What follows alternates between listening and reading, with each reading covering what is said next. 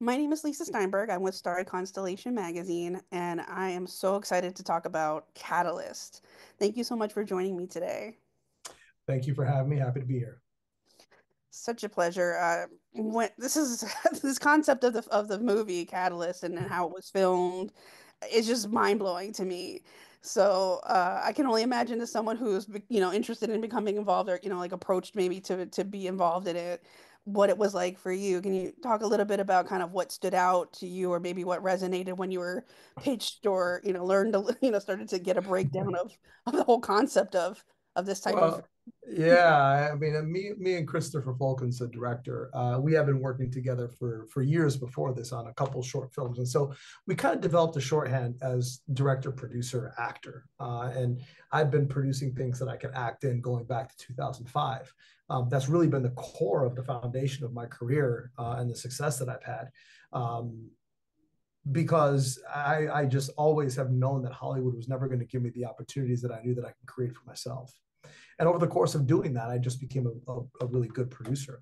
And so this started out 9 years ago, believe it or not, as a sort of an experimental sort of pressure cooker of just bringing people in a room and kind of, through audio stabs and banging on walls and just shooting it with cameras just to see how people would respond. Actors specifically would respond when they're under duress. And so that was kind of the theme for Catalyst, because Chris wanted to direct a feature film debut. We didn't have a lot of money, but we had a lot of talent, and we had a lot of technology, and we had a lot of resources in terms of our social outreach. And so I said, "Hey man, let's just see what we can do." So we started developing this idea that was informed by these experiments about what if we did a reimagination of 12 Angry Men, but did seven men to represent the seven deadly sins, and then put them all in one room, and then wrote narratives about each of these seven men, making sure that they have every reason to hate each other. But the premise of this is that they have been sequestered, kidnapped. They wake up with shock collars around their necks. They can't escape, and if they attack each other, they all perish or they get shocked. And while they're being watched by the Catalyst Collective. And so what we ended up doing was we wrote backstories for seven men in prose format, like 1,000 words. And then I basically cast the project out of my phone. I called a bunch of great actors that I knew that fit the archetypes, but that I knew could really deliver and were veterans. So Patrick Kilpatrick, Michael Rourke, Noel Guglielmi, Jermaine Love, Chris Michael Wood. These are guys that I've known for a long time that I know have chops and I know are gruff dudes and can handle themselves. And so the pitch was, guys, I need you to trust me. All right. We're going to do something that you've never done before. We're going to basically go into a room for one day. Here's your backstory. This is what I wrote for you, right? But I need you to also understand, where were you born? Were you abused as a child? Do you like tennis? Have you been in a fist fight before? Have you been molested? What are your do's and don'ts? Know every piece of your guy and all those idiosyncrasies, because we're going to go into a room and we're going to shoot entirely improvised dialogue, zero script, nothing to inform you. Improvised dialogue for one day of production on 3 cameras, 21 microphones, and we're going to go hard in the paint, and it is going to be arguably the most intense thing you've ever done, and it's either going to go really, really well or it's going to go really, really badly. And that was basically the core of what created Catalyst. And that first day of production was June 2017, and we ended up with 7 hours of raw footage that Chris Fulkins ended up expertly cutting down to about 55 minutes, and that was the skeleton of what ultimately became the final screenplay. When when thinking of your own character, what were some of the uh, I guess maybe edges of yourself that you hadn't ever either delved into before or wanted to tap into when it came to your portrayal, something about yourself that you saw that you needed to portray this character or had written specifically for yourself in that regard. Sure. Castro Ramirez is an Afro Latino. I identify as Afro Latino. It's very interesting to see how people respond to Black people when they speak Spanish in America. They get confused because Hollywood has created a perception of what Latinos are supposed to be in television, when the reality is that there are hundreds of millions of Latinos all over the world of Afro descent that don't even speak English. They're Spanish speaking. And so that was one component that I wanted to create. The other component from an archetypal perspective was he is a guy who does and has done very bad things, but at the core of it, um, wants to feel like he belongs, and also gets himself into a position where he bites off far more than he can chew, because he is a career criminal, but he's not a murderer until he becomes one, right? And so I have been a person who in my life have done some pretty, you know, I've been in a couple of fights in my life, and I've done some things that, hey, we all have pasts. And as a result of that, sometimes I got myself into situations where I bit off more than I can chew. Like, I remember waking up in parking lots completely unconscious with teeth missing. Like, it's just the way that it goes sometimes. And so there are moments of and elements of his story that tap into my previous story in my life. So I wanted to dive into some of those things as well. You talked a little bit before as well about this being like 100% improvised at the same time Yeah. as well. What kind of pressure or challenges, I guess, then were you kind of excited to meet head on, or also, or also Hmm. really surprised you? Yeah, you know, what I really enjoyed most about what we saw, now this is zooming out, was every single one of these men are all leading men in their own right. And most of them are A-type personalities. And what really I found powerful was, as the arc of the improv came towards to a near end, like we're at like hour, I think 11 or 12 of the day, the amount of listening started to happen more and more and more. And in the beginning of the improvisation, it was very cacophonous. It was, fuck you, and screaming on top of each other and doing what you would do under that type of pressure when you're just trying to escape and trying to figure out, why am I here? Who are you? What do you know about me? What do you got on me? How the hell am I going to get the fuck out? Who kidnapped me? And all these men found it in their hearts to allow each other actor to have their moment to speak their truth. And to me, it was very, very beautiful. By the end of the exercise, and I say this and I'll say it again and again, it was, to this day, still the most intense improvisation exercise I've ever done in my entire acting career. And at that point, by June 2017, I had already been in LA for 12 years, and I have a BFA in theater. So improv is nothing new to me. But under these circumstances, the stakes were incredibly high, because we as actors all knew we only had one day to shoot. There was only one shot. Like, we're not Fincher. Like, there's no 10-1, there's no 30, 40 takes. Like, we're here. If we don't get it, we're not getting it. And so as a result of that, the pressure was really, really on. And we all stayed in character all the way through it all. And I think that the evidence shows on screen. And the way that it was shot, it's kind of like this guerrilla style shooting at the same Mm-hmm. time. How does that lens offer the audience a different kind of look into a film like this, whether, it's tracking these different characters so closely, but also the dynamics that it kind of offers and allows to flip continuously as you're filming? Sure. A lot of that is by Chris's design as a director.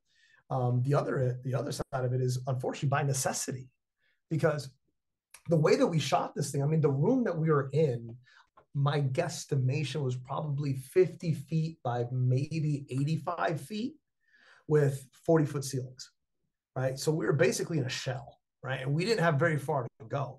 And inside that room, you've got 7 actors, you've got a boom operator, you got 21 microphones, and then you've got 3 camera ops. So you got an over the shoulder rig, you got a big over the top easy rig, and then you've got an 8-foot slider. So crossing camera lines was inevitable, right? And so, Chris not only had to tell a story, he had to cut around, a camera stepping on a camera, and he had to cut around an actor stacking an actor. When you're doing proper anatomy of a scene work, stacking is a problem. Talking over another actor is a problem. But in this case, it was the nature of the beast.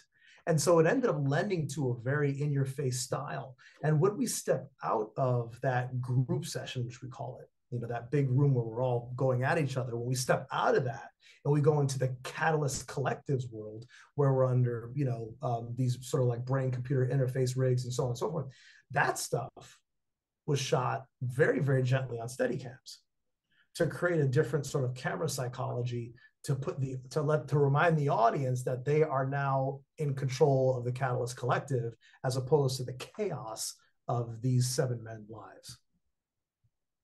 I mean, it really just amplifies the tone, the suspense, the intensity, talking like the edges, the grittiness, the darkness, that we get to witness within, the core of the film itself, the themes, and then of course, again, the angry, the seven merry angry men, Yeah, yeah, yeah. whose lives are at stake here. And as an audience, like it just provides that great palpableness that you need, that really drives everything, and again amplifies all that tone when you get to watch that type of lens. Yeah, and I think it's a really unique look into the human condition as well. One of the things that is a theme of Catalyst is anger and violence. Well, anger and violence is a side effect of anger. And then anger is a side effect of fear. And then fear is a side effect of lack of understanding. So, how do we untangle lack of understanding? We do that through communication. Now, in the real world, when people are fearful, they get angry and they get violent, and those are the stages. And so there's no communication. But in the confines of Catalyst, the goal is to, when you've been pushed to near the brink of death, are you willing to purge everything that you were to become something anew? And then be re-injected back into society to hopefully make the world a better place, right? But that happens through communication. Because once they have shock collars around their necks and we don't have the ability to inflict violence, I'm only stuck with one thing. I either cower in the corner and shut down, or I open up and communicate. And that's ultimately what has to happen in Catalyst, because they have to communicate to figure out how to get not only through the obstacles of each other, but through the obstacles of themselves. We talk about the themes within the film. There's also like this great, and the lens, of course, about of humanity, and there's a lot that really is so relevant. Though you filmed in 2017 or started to film, in Yeah. 2017, there's so much that feels very, of course, relevant Yeah. to today, very topical to things that we see today in our political landscape. And I wanted to ask a little bit about why you wanted to make sure you include that perspective and how it specifically, although again, we started in 2017, how that kind of gradually is still as reflective then it is today. Yeah, I tell you, Lisa, it is very troubling that 9 years later, a lot of the themes that we were talking about back then are not only still existent today. If anything, they're even more prevalent today than they were back then. A lot of that is triggered by social media, the accessibility to data, the accessibility to video, but also, look, the geopolitical climate of our leadership and how they choose to communicate, not just to the American people, but to other geopolitical leaders. It's created a very, very tense environment.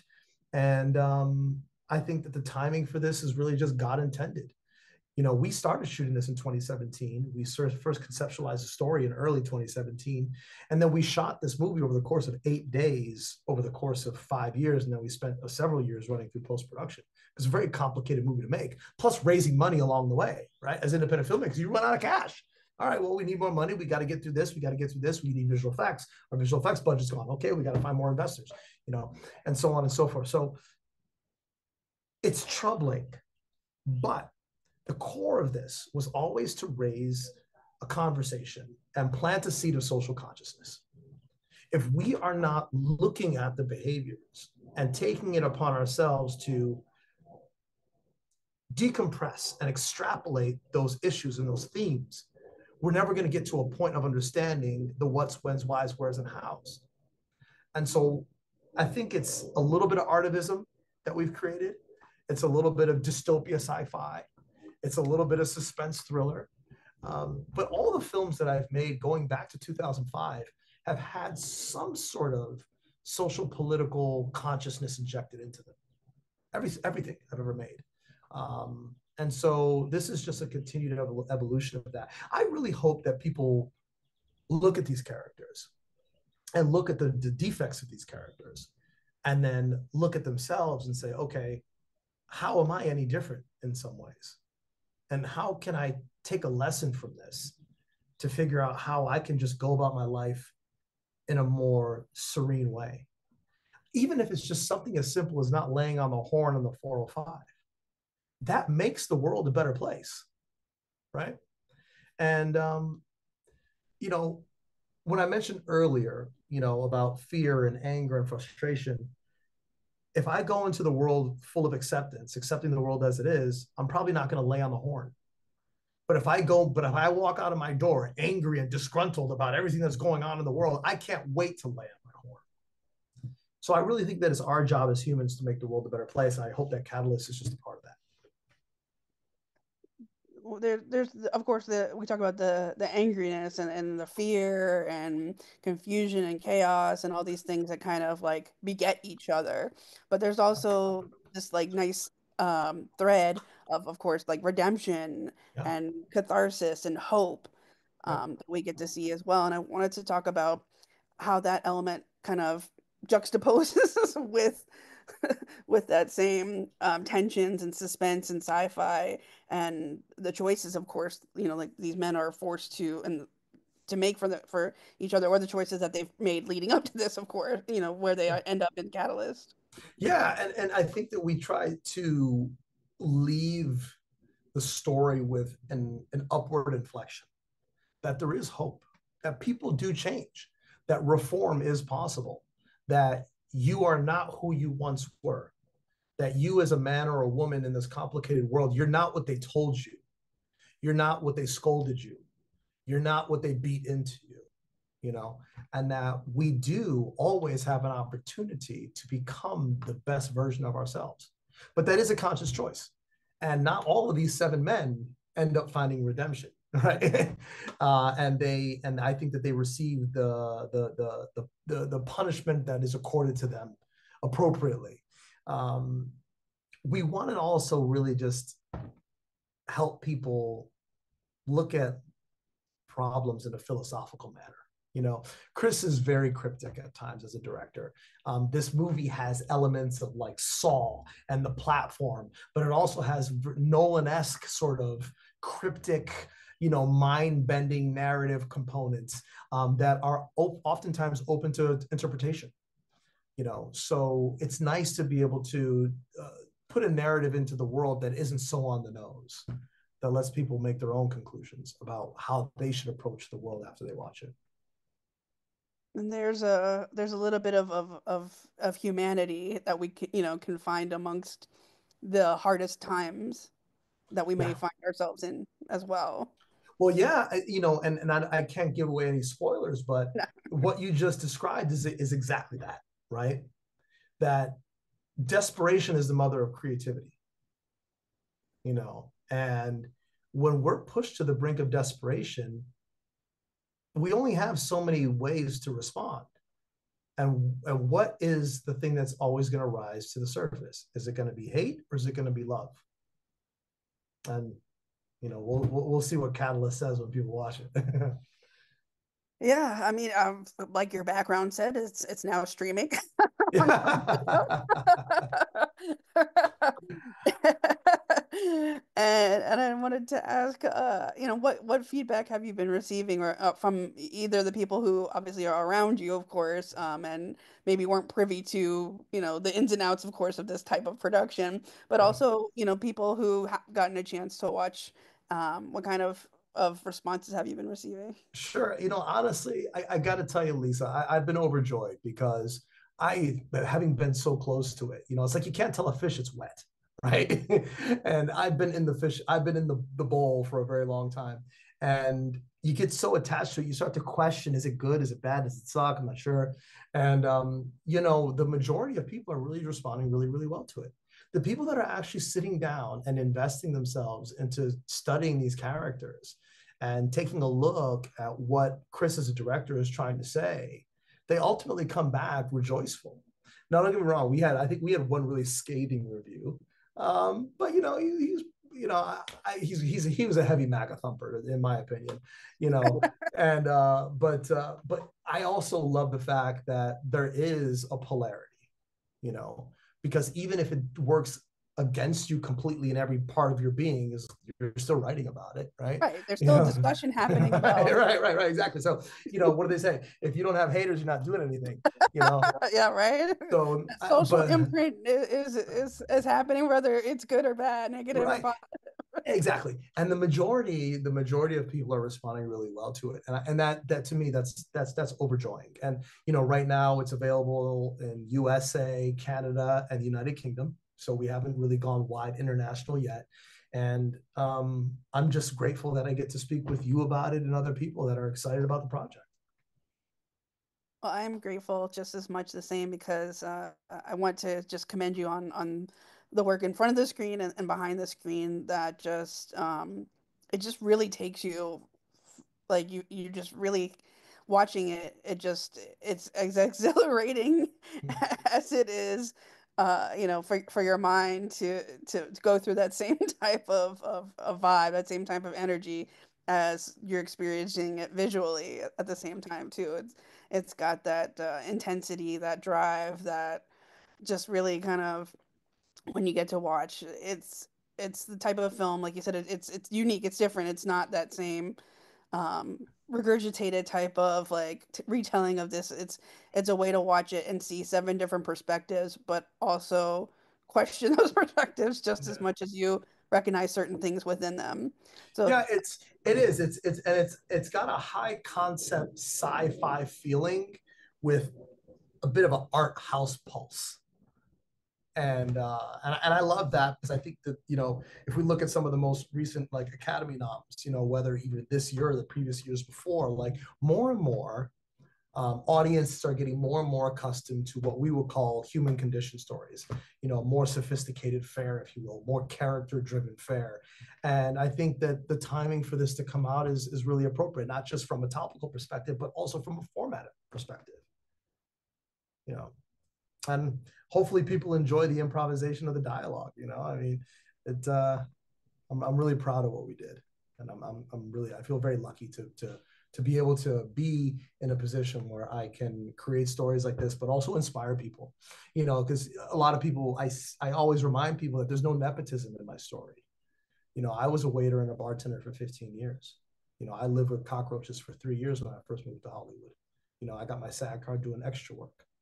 And so what I'm doing now is just a result of sheer determination and my inability to quit, or my lack of desire to ever throw in the towel.